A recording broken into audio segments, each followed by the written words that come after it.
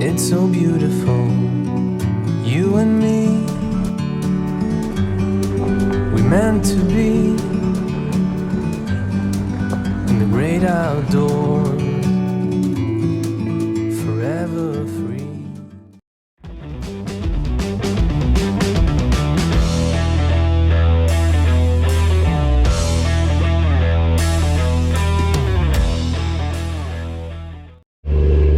Alors pour ceux qui aiment les blagues pas drôles, tout au fond là-bas, il faudrait zoomer, mais on pourrait croire que c'est une mosquée grecque, mais non, en fait c'est une centrale thermique avec 2 cheminées. C'est pas drôle, moi j'aime bien ce genre de blague. Arrivé en Grèce, port de Chios. J'espère qu'il va freiner. Ça y est, on est à Chios, on a dormi dans un genre de petit studio, on visite le village de Pyrgi.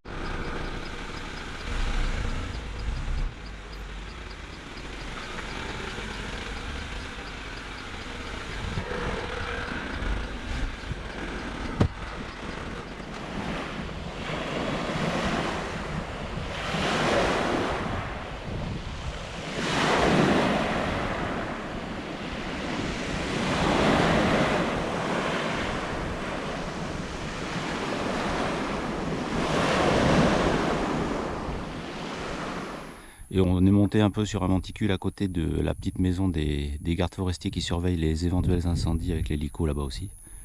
On a dormi là. Bon, finalement, on regrette pas. C'est cosy. Visite du musée du mastic sur l'île de Chios. Il y a plein de matériel. C'est intéressant ce musée.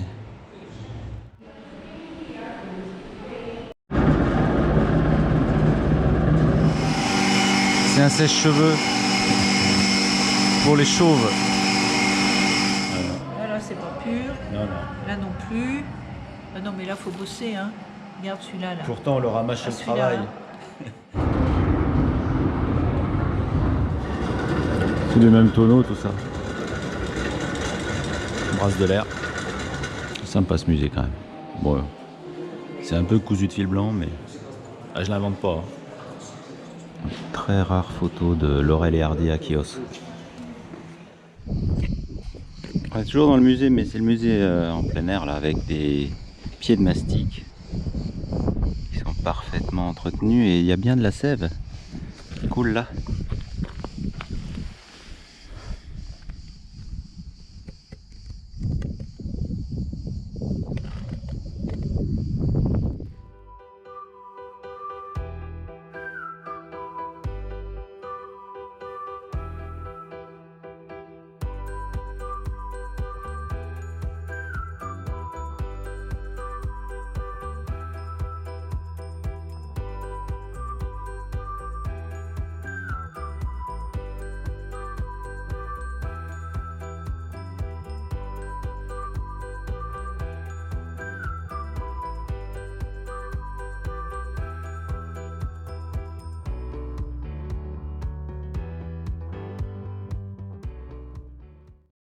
Voilà, on sait pas trop où on va pique-niquer, à droite, à gauche, à côté de la tour, c'est un peu trop bleu, j'ai peur d'avoir mal aux yeux sur la plage de droite.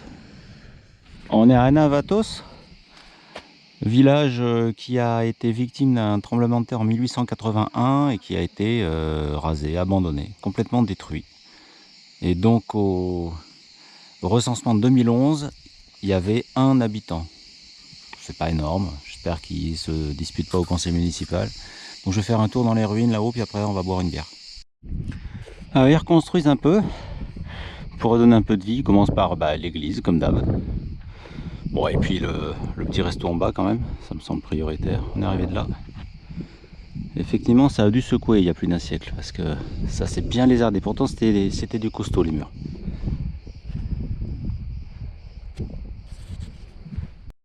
On est toujours sur l'île de Chios. On essaie de visiter le monastère de Néomoni, qui est pas loin de la ville principale. Mais on a un problème, c'est au patrimoine mondial de l'UNESCO, il n'y a pas de souci. Mais c'est fermé. Alors on se dit, ben, on pourrait attendre que ça ouvre, mais l'après-midi c'est ouvert de 16h à 17h30. Ça fait quand même, c'est pas une fenêtre là, c'est de l'ordre de la lucarne, hein, la lucarne œil de bœuf. Je sais pas comment on dit en grec, ils sont un peu gonflés quand même. Toi Pépéros, t'as fini ta sieste? Ben voilà. T'es pas moine. Qu'est-ce que tu penses de ces horaires toi? Donc on voit Chios, un bout de Chios en bas. Et la Turquie en face, d'où on arrivait, hein, Çeşme.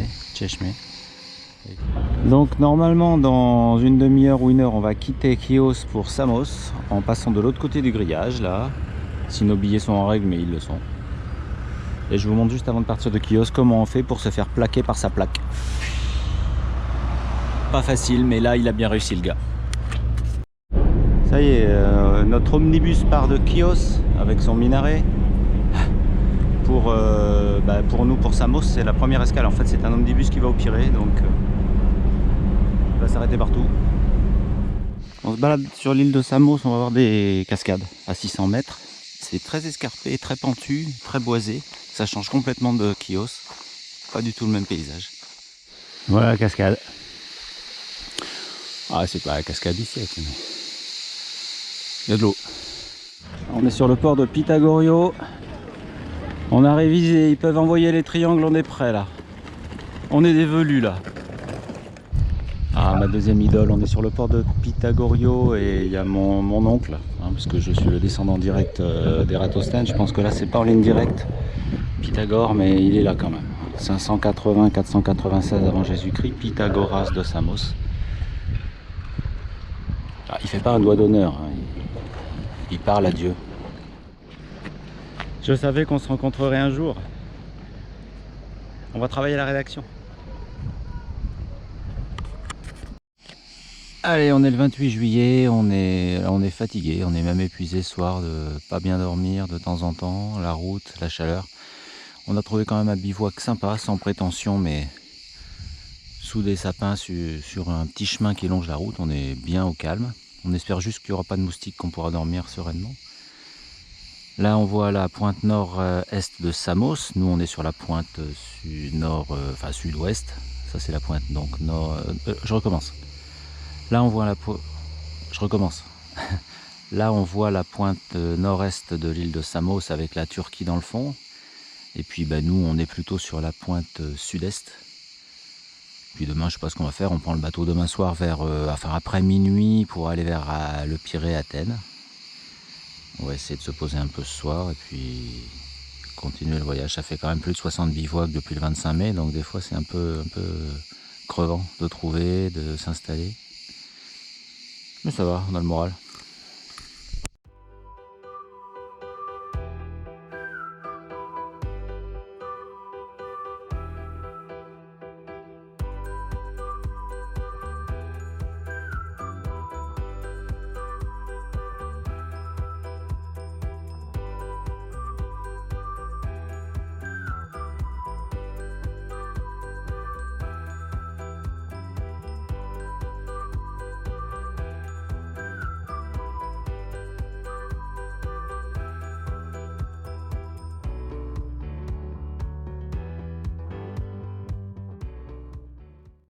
Le 29 juillet, il est 23h30. On est au port de Samos, à 4 km de la Turquie. Donc on a un bateau pour Athènes qui doit partir à minuit 45.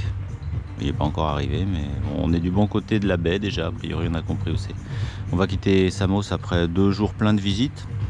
Ça suffit parce qu'il n'y a pas énormément de choses à voir. C'est surtout des plages et des restaurants. Il n'y a pas de site antique de valeur. Il y a quand même la statue de Pythagore qui valait vraiment le coup. Mais on a quand même préféré l'île de Chios, qui est beaucoup plus pittoresque, typique. Et puis moins couru des touristes. 1h du matin, on en a investi notre cabine. Elle est gigantesque. C'est une des plus grandes qu'on ait eues de toutes les traversées. Elle est super belle, toute propre. Et on a même une vue extérieure. Bon, là il fait nuit, mais peut-être que demain on verra quelque chose en arrivant sur Athènes. C'est que super.